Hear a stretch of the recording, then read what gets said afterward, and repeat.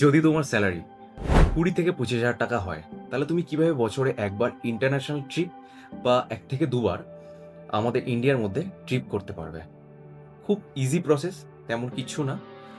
ধরে নিই তোমার মান্থলি ইনকাম 25,000, ঠিক আছে? তাহলে তোমাকে তোমার ইনকামের 20% সেভ করতে হবে। যেমন 25,000 টাকা তোমার ইনকাম, তুমি এভরি মান্থ 5,000 টাকা করে সেভ করছো। ব্যাস, আর কিছুই না। এবার এখন প্রশ্ন হলো, এই যে আমরা যে টাকাটা সেভ করব, এই টাকাটা কোথা থেকে আসবে? এই টাকাটা আমাদের এই সেভিং প্রসেসের থেকেই আসবে। সেটা হলো, আমাদের 3টে স্টেপ ফলো করতে হবে। সেটা হচ্ছে, আননেসেসারি যে আমরা শপিং করি সেগুলোকে বন্ধ করতে হবে। বাড়িতে বসে যে আমরা এক্সট্রা ফুড অর্ডার করি সেগুলোকে বন্ধ করতে হবে। আর আমরা যে এক্সপেন্স করছি সেগুলোকে ট্র্যাক করতে হবে।